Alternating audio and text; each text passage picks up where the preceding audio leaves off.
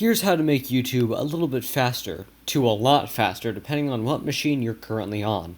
I'm on a MacBook Air 2015 11-inch, and I'm going to go to YouTube on this Orion browser, which takes advantage of this hardware.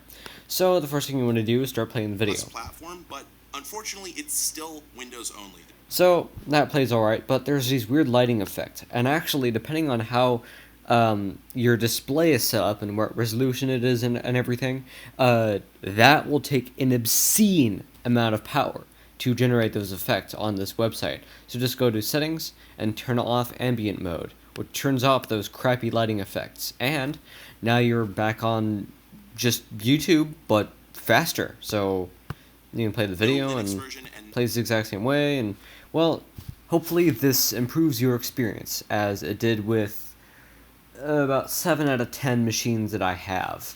All the newer ones didn't have this problem. Of course, they still used more power to do it, but that's how to speed up your YouTube experience. Hope this helps a few people.